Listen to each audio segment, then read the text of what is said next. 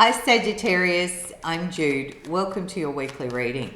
Sagittarius, this is a reading for the week of the 2nd of June. And to start with, we're going to look at what's been going on for you, what's the energy you've been in, and then we'll get into the week of the 2nd. Oh. And Sagittarius, if you're happy to like and subscribe, I really appreciate that support because it does help. Thank you. And I hope you enjoy the reading. Let's get going. Energy you're in, the Emperor, you're in your power here. Under the deck, the Six of Pentacles. Now, this is Aries energy. It's father energy. This could be you. You might be dealing with a dad. But generally speaking, the Emperor says you've taken charge, which sounds very Sagittarian. I'm generally speaking, it's like I'm in my power, I'm fired up, I'm energized. The Emperor has a lot of wisdom, all the kings amalgamated in the energy. So it's that pinnacle of wisdom, maturity, groundedness, stability, brilliant, very fabulous energy to be in. And the Six of Pentacles says you might be working out a deal. Look, because they're general, it could be all sorts of things. For some people, it might be you're hearing from your dad and he wants to give you some money. Maybe you want to give some money to your dad. There might be a situation where you're having to work out who gets what. It could be that you're negotiating something here and you're wanting a fair deal, a fair structure. But you're in a great energy and position to be doing this, Sagittarius, according to what I can see here. All right, let's get into the week of the 2nd and we'll see if we can get a bit more detail about what's going on. The Strength card, Leo energy, 8 of Pentacles. There's that pentacle theme continuing, which is all about money and finances and practical things. 8 of Wands. Oh my gosh, you've got 3 8s in a row. For those that like the numerology, it's a bit significant. Page of Swords, Queen of Swords. Oh my gosh. And there's that 6 of Pentacles again, on top of the King of Swords. Under that, the 9 of Cups. It's interesting, these two together feel like to me that you're dealing with a lawyer. There's some sort of legal, maybe you're putting some legal documentation in place. If it was a work contract, make sure you get a lawyer to look it over.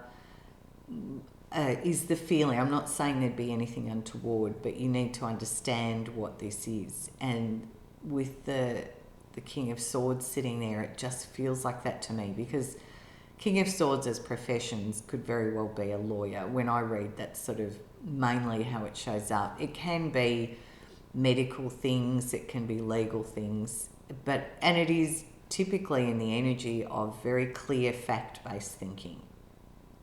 It's detailed. And they're sitting right next to this Emperor. So I feel and the Queen of Swords, you need to apply a lot of clear thinking and facts to this, Sagittarius. Now, the Queen and the King are sitting with each other. Again, another aspect of this could be a relationship, because we've got a matching pair. And because they're general, it'll be different for everyone. But it feels... I don't get the sense of it being about a relationship, a romantic one. But it could be, obviously. The energy of the Strength card here is to be brave, be courageous, which of course would be you, Sagittarius. Fire energy. It's dealing with whatever this is and doing what you have to do. Getting it done. Getting the practical parts of it in place. Because it feels like it all could happen quite quickly and there's a lot of things happening at once. Opportunities. For some of you might be traveling, you might literally be getting in an aeroplane. And there's news and conversation here, there's phone calls or emails, there's discussions. And then you're needing to have a very clear concise, strategic, well-planned approach to this.